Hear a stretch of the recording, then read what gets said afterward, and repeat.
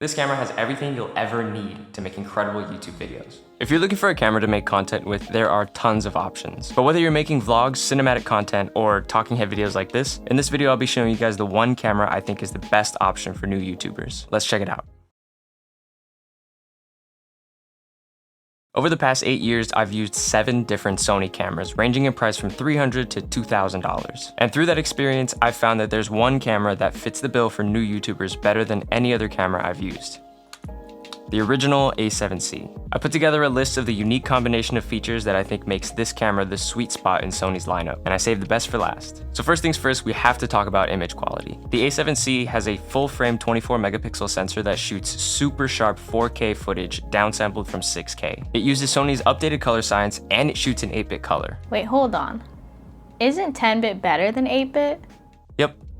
But as a new YouTuber, you don't need 10-bit color. Even as an experienced YouTuber, you don't need 10-bit color. Yes, having a billion colors at your disposal is super nice to get rid of banding and to give a little bit more flexibility in post. But one, the file sizes are going to be massive, so you're going to need to spend more on hard drives to store all of your footage. And two, there's more data in each file, so you're going to need a more powerful computer to edit the footage that you shoot on it. And honestly, I bet you couldn't tell which of the previous clips was shot in 10-bit. Go back and check and let me know in the comments which one you think it is. Some of the most insanely cinematic travel videos I've ever seen were shot on the A7 III in 8-bit color. So if 8-bit didn't matter then, it shouldn't matter now. And because this camera has a full frame sensor, low light is a non-issue. I've shot footage at night at 10,000 ISO and it still looks super clean. Now for vloggers, the C in A7C stands for compact. This is one of the smallest full frame cameras you can buy, weighing it at just 500 grams. The A7C also has a fully articulating screen, and even though it has this smaller body, it still maintained the 5-stop in-body image stabilization from the A7 III. To go with that, Sony also added gyro data to this camera. So if the IBIS isn't enough, you can run your footage through Catalyst Browse and get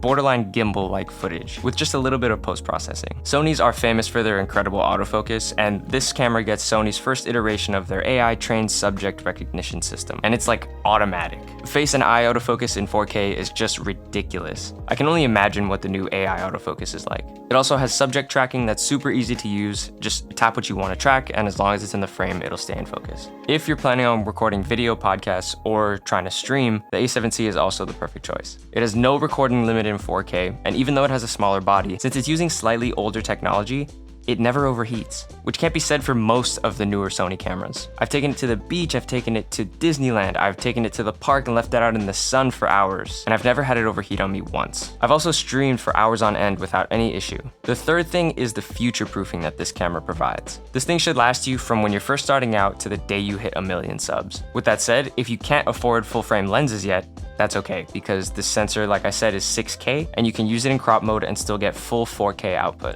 As I said, the autofocus is incredible, and if you end up getting into color grading later on, you have the option to use S-Log2 and S-Log3, which some people don't recommend with 8-bit, but I've been doing it in 8-bit this whole time, and I think it's fantastic. You just gotta know what you're doing. The 24 megapixel stills you can get from this thing are more than enough for YouTube thumbnails and Instagram posts. And yeah, this thing it's just perfect. I love it so much. But before we get to the best part, definitely hit that subscribe button below to see more content from me in the near future. For me, the best part of this thing is the price. I bought this thing brand new for about $1,400 2 years ago, and today you can pick these up for $1,000, even less sometimes. If that's a little bit steep, the ZV-E10 is a fantastic alternative for this at $500, but it does have its drawbacks that make it that price, and if you guys want me to make a video about comparing these two cameras, because I'm using the ZV-E10 right now, let me know in the comments. But honestly, this camera has everything you'll ever need to make incredible YouTube videos. 10-bit color and 4K 60 sound good on paper, but for YouTube, what do they really provide? If you really need it and you have client shoots, go ahead and get it. You can get one of the newer ones, they all have 10-bit, 4K 60. But if I'm being realistic with myself, I'd rather spend that extra $1,000 on lenses, microphones, lighting, and editing software, because those are arguably more important than the body you use. If you enjoyed this video, check out this one where I show all the settings I use to shoot these videos